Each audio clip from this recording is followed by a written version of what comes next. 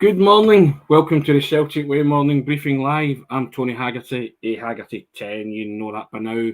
And I'm joined by, I always call you young Aidan Macdonald, don't I? I don't know if that's a term of endearment or not. But hey, I'm joined today by Aidan Macdonald at Aidan C. Macdonald. How are you, Aidan? You well? Yeah, I'm really good, Tony. How are you? Nice one, yes. All right. Looking forward to the weekend. I'll get the football on. I prefer it to tomorrow, but Sunday it is.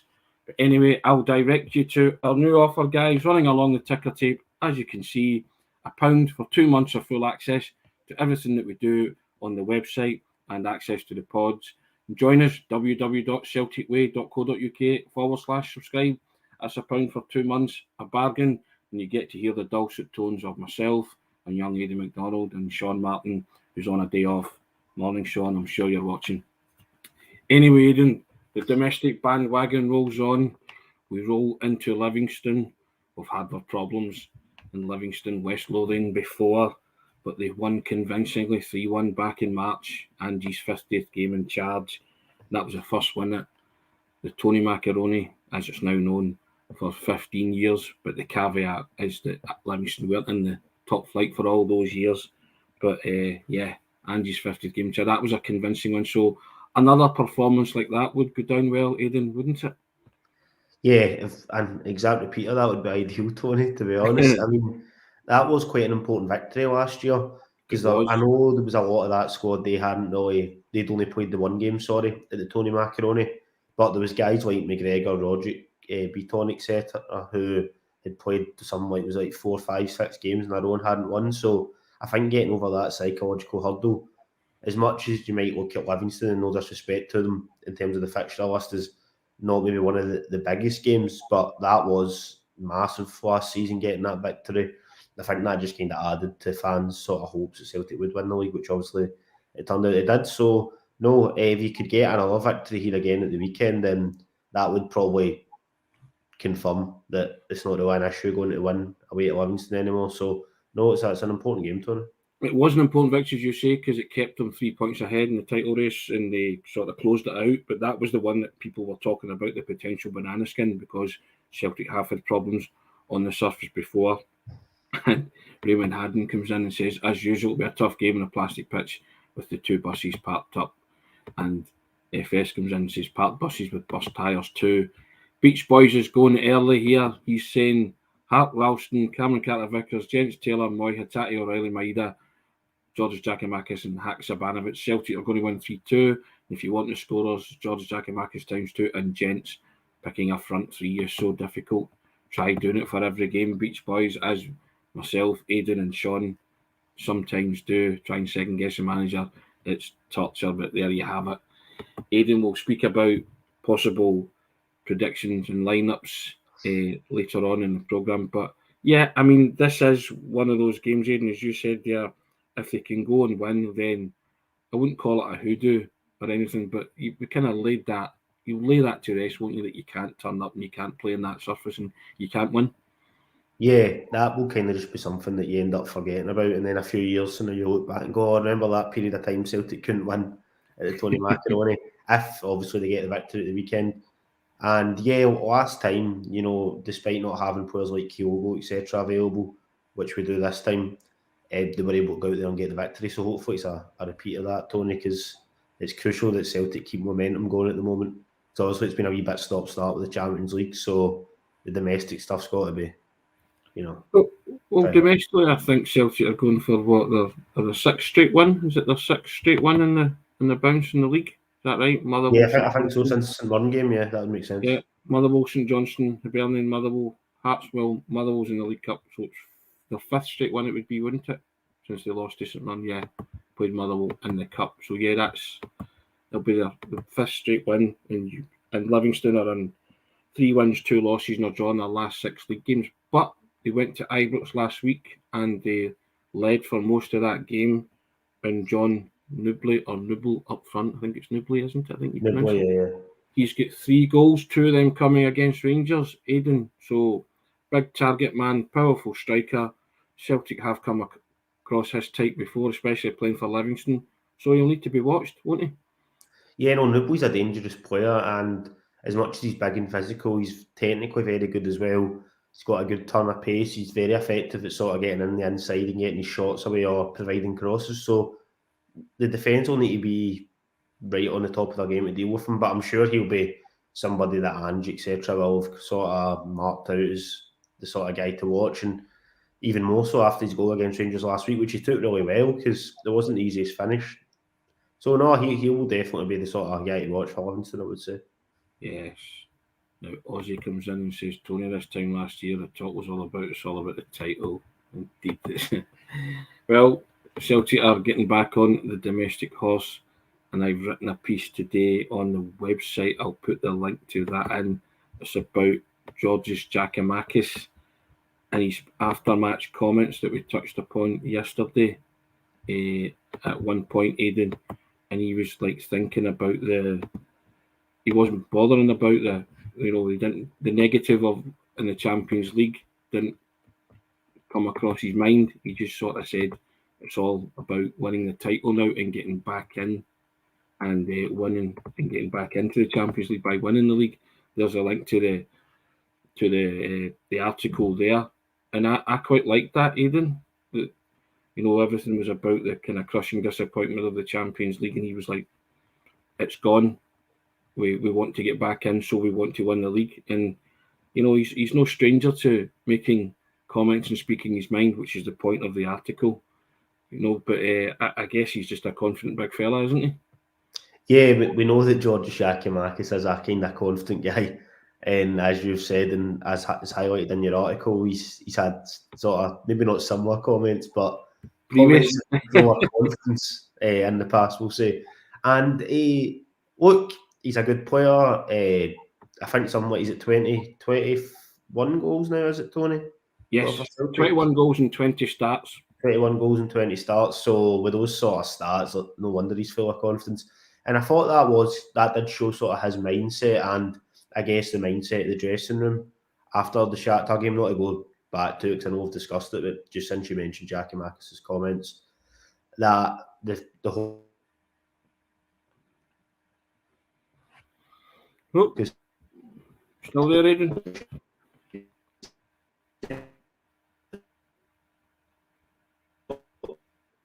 Sorry, Tony, can you hear me? Yeah, I can hear you now. You're back in the room, I believe. Yeah. Sorry. No, you're all right. Carry on. I've just noticed I've only got one bar. I've only got one bar Wi-Fi, so it might drop in and out. But just give me a shout and I can go back in if it goes off. No but worries. Anyway, as I was saying, I think with Giakoumakis' comments, it does show how the mindset of the team, the extra incentive that is there to win the league, because the Champions League's at the end of that. It's not just a case of, obviously you always want to win the league, but as we discussed, or as you and Sean discussed at times last year, it makes it even more important that Celtic do become champions, because it then lets you in at the Champions League, at least for next season anyway. So yeah, I thought that was important just to touch on the mindset of the team, because I'd imagine that's what a lot of the players were thinking after that game, to try and sort of put a positive slant on it. Yeah. Retro Celtic echoes what I've said in the piece. He's a confident lad, but again, he's always been honest, and I've said in the piece that it let you into his mindset. It was kind of invaluable insight into what he was thinking. Champions League gone, full throttle, Livingston being the next game. That's what we want to do. So, and also, I'm going to ask you this big $64,000 question. Aidan, Giakoumakis and Kyogo, they played in the same team the other night. Can they play in the same team on Sunday domestically? Would you like to see that? I actually wouldn't mind seeing that. I just don't know if Ange will personally do that. Yeah. Without obviously spoiling too much of our predicted lineups that'll be going out a bit later on. But Alan Morrison obviously did quite a good article comparing Kyogo and Giakoumakis' numbers, etc. Yep. Which I was very interesting when I was having a wee read of that earlier on. I would be happy with either of them. I've said it before. Maybe some games more than others, it does suit Giakoumakis, for example. I know you were championing him before the St Johnstone game, Tony, recently. Yes. Saying because it'd be a bit more of a physical battle, he'd be suited to it. Obviously, he scored the winning goal in that match. But sometimes there's maybe some of the European games, maybe Kyogo has been, because he's maybe a wee bit more technical. He's maybe a wee bit smarter with his runs sometimes. that he was maybe highlighted as someone who'd be involved starting those games. But for a game like Livingston, either one of them, I would be quite happy with starting through the middle. Yeah. And like I say, if Kyogo did maybe play a wee bit further back, like he was the other night, I would be fine with that as well. But I do wonder if that might be a kind of one and done for that sort of way Andrew's point. I think the reason he wanted, well, in my opinion, I should say, the reason that he was trying to get both guys in is because obviously Celtic did have to try and win that game the other night. Yeah. And obviously they need to win at the weekend, but it's maybe not quite the same sort of environment. I'd be surprised if both of them played, Tony. I mean, what do you think? Do you think they might play both of them? I would be surprised if they both played. I'd love to see them again. William Lamont says both Gigi and Kyogo, 100%, but he will start Kyogo. I put the link to Alan Morrison's article in there, as you can see, guys, so have a read at that and have a read at mine on the website as well if you're of a mindset to do that. If you're going to play Kyogo, you must play Moy behind him. Frank Brennan. Morning, Frank. I wish I was full of confidence after witnessing a very underwhelming and flat performance Tuesday night in a game we had to win. Give evidence of so-called progress, but we never came close. Not like Frank to put a wee dampener on proceedings, is it, Aidan? But there you go. I still believe that we've made progress in the Champions League, but it's maybe not manifested itself in results per se. Jamie Young comes in. Giakoumakis and Kyogo need to play together. Celtic would smash teams. Robert Gibson, Celtic need to rough. Right, okie dokie. Finish them off early. Michael Ross, Frank, as a club, we have declined and seriously gone backwards in Europe. Michael Ross agreeing with Frank. And Ozzy saying, Frank, it's all about the league, remember. Well, I mean, it's lots of opinion coming in there. Aidan, think Sunday could be a struggle, says John Hill, the way Levy defend, play Gigi up front and Kyogo in midfield would be good spotting and spring passes, good movement from Kyogo. Now, I hinted at that yesterday, that I said strikers are all about scoring goals, but they're also about movement too. And I think playing the two of them could pay off in the long run. Just that moment itself with the chance that was created against Shakhtar, if Kyogo takes it, or Kyogo firing in all cylinders would have scored that in his sleep, I said, Aidan. Just not happening for him at the minute, but that's what they bring you. But again, like you, Aidan, I don't know if the manager sees it that way or he'll be reluctant to play the two of them at Livingston. But we'll find out today, won't we? Or maybe get a hint today. Yeah, I'd imagine we'll get a hint in Andrew's presser, and I'm sure an update will be given on Jota, etc. Yeah. And whether or not he's going to be available. It's probably not the ideal game to throw him in, even if he could get a few minutes just because of the surface, obviously. So would be quite surprised if we've seen him. Yeah. I think even if he is back to full fitness, it would maybe be the game against Real Madrid next week that he gets some time on the field. But I just think Ange might kind of rotate back to his sort of usual formation for this game. And obviously it kind of, even though it maybe wasn't the exact same players that played that last game that Celtic won at Livingston, it was that formation, so it's shown that it can go and work on that surface and against David Martindale's tactics. So yeah, I think it will be interesting, and no doubt Tony, me and you will be bang on the money, of course, trying to predict the team. We got 10. I know. The last time we did it, so I was happy with that. I think that's 10 for the season. There you go. Sam Hartley, Celtic need to be patient. Livy can defend. Totally agree with that. And Robert Gibson, curious to know why Celtic seem flat at times. And Andrew Galea comes in and says, Kyogo deep behind Giakoumakis might help him find that bit of space to express himself. I mean, I think the whole playing the two of them in the same team intrigues the Celtic supporters, doesn't it, Aidan? It really does. Caught a wee glimpse of what they're capable of the other night. As I say, with the chance, it didn't. Kyogo didn't score, but I would just like to see what they could do to teams domestically if the two of them played. But I mean, that's up to the manager, and I trust his judgment. And right now, I'm championing Giakoumakis, yeah, but it's not that I don't like Kyogo as a player. I love Kyogo as a footballer. I think he's an extremely talented striker, and he will start scoring goals again. I just think some strikers hit a dipping for him and hit a wee kind of rut, and I think he's in that at this minute in time. And So you do one or two things. You either let them play through it, or you rest and rotate them, and see if they can work their way back into the side and become hungrier and get that kind of mojo back. The retro Celtic, and we'll get Celtic competing and winning Europe again, but Madrid could do a lot of damage. Well, we'll preview Madrid win nearer the time, and Robert Gibson saying plastic is never fantastic when it comes to football pitches.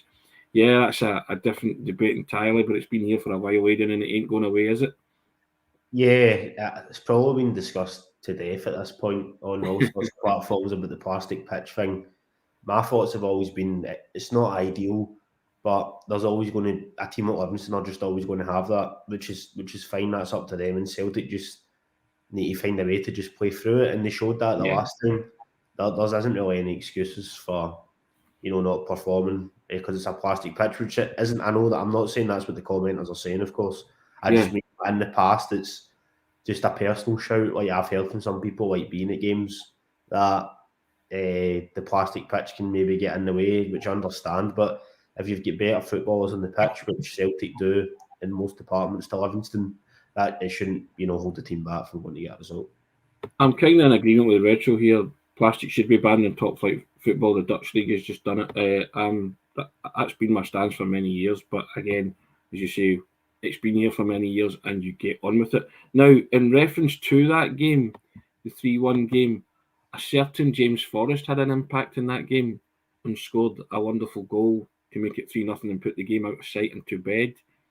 Now, James Forrest has been looking very lively and sharp last few games, Aidan.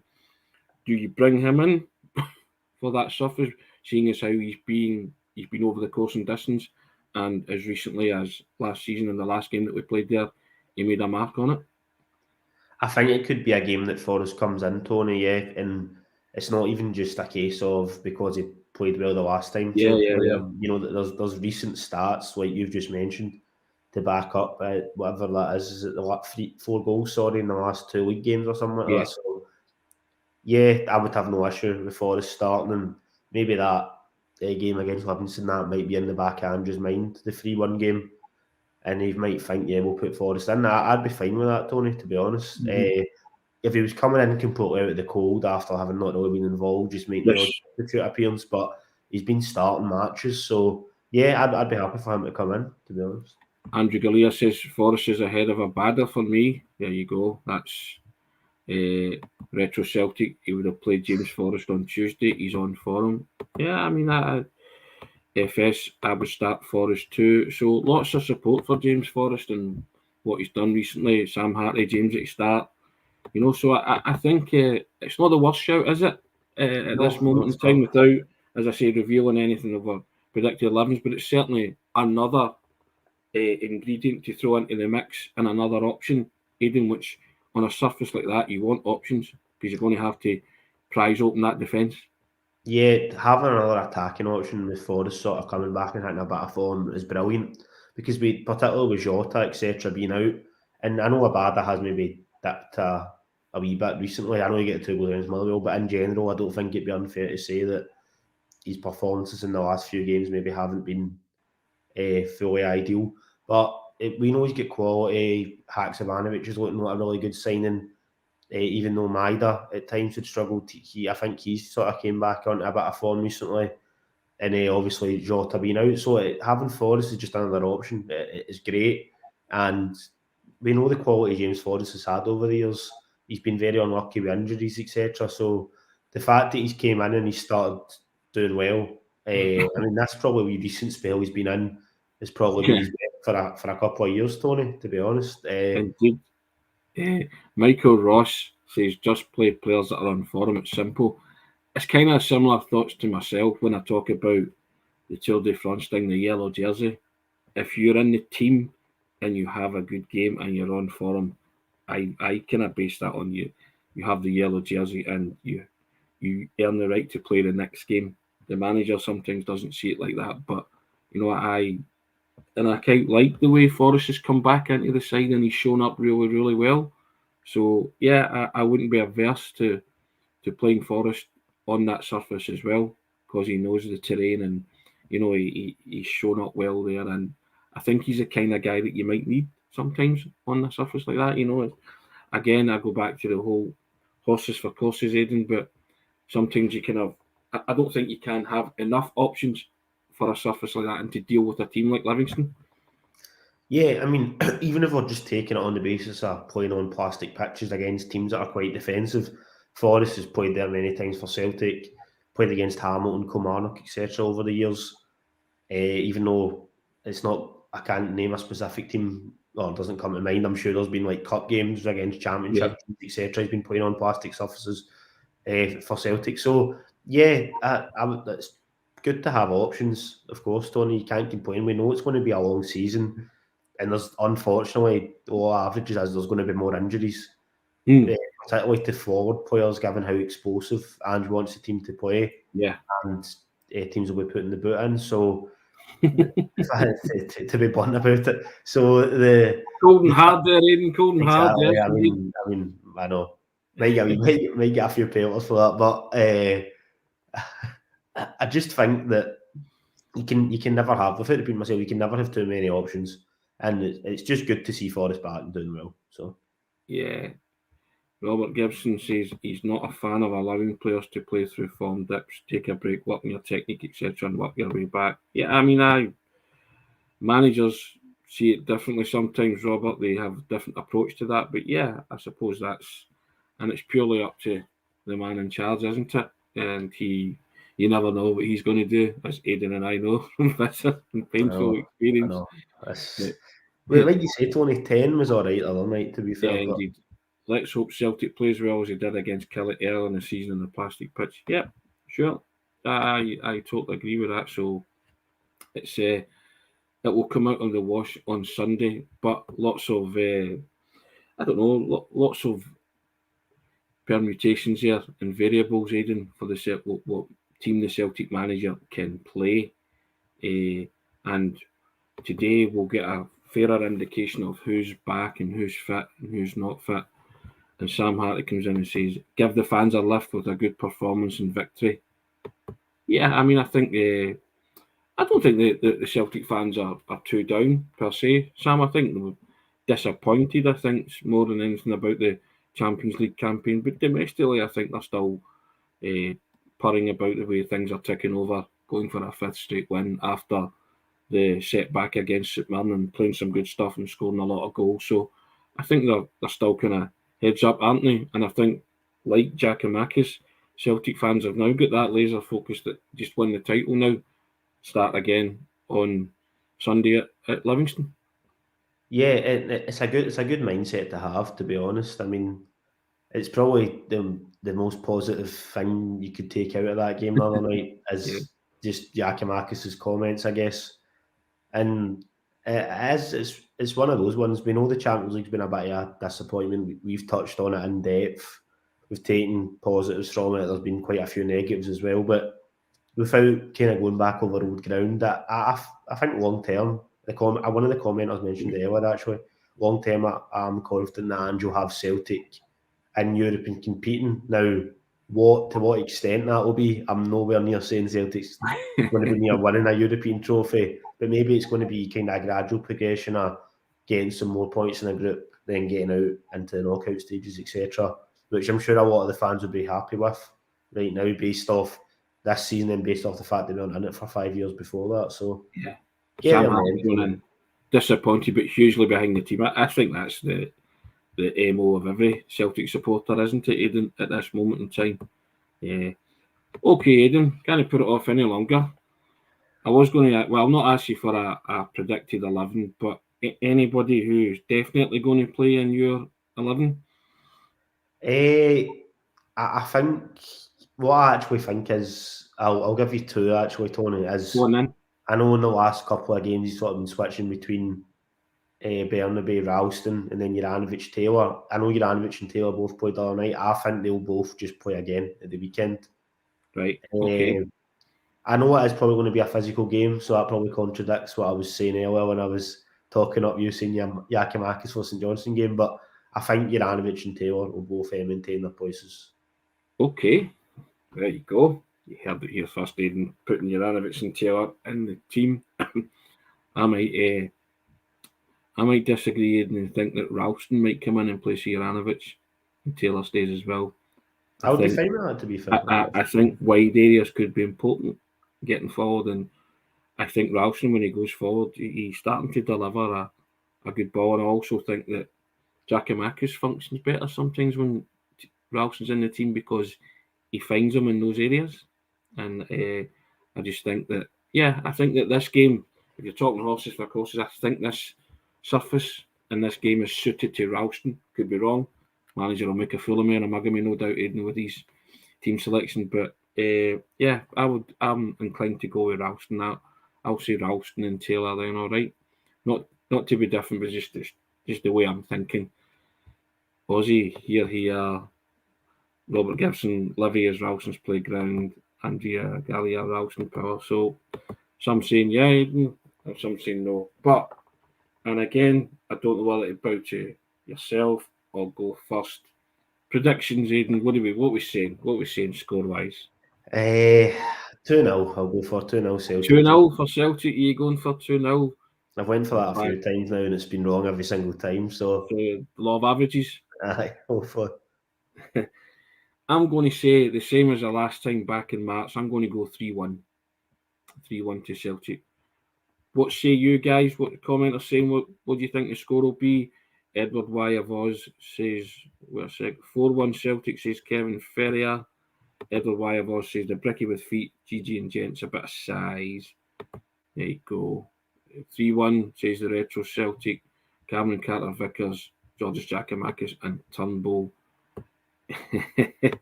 Good old Frank, guess what? Any kind of one will do on Sunday. Indeed. Andrew Gallia says 3-0 to Celtic. Okay, cool, says 3-0 to Celtic. Robert Gibson, that goes along with me, 3-1 Celtic. Tom, 7-2. Wonderful scoreline, Tom. I'm assuming you mean for Celtic, but there you go. Jerry McCann's 4-1 Celtic. Aussies 5-0. David Holmes is 2-0. Georges Giakoumakis double. There you go. Most of them positive in saying that Celtic will win. Aidan, I think the way they're playing domestically just now, it's hard to see past that, isn't it?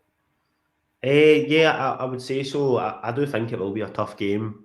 And regardless of what people think about Livingston's tactics, they are effective. Yeah. And David Martindale's did a really good job at Livingston. So it'll be a tough game. But I'm hopeful that, like you're saying, the domestic form recently has been quite good, even if the Champions League form has been a wee bit disappointing. So fingers crossed they can get that result, Tony.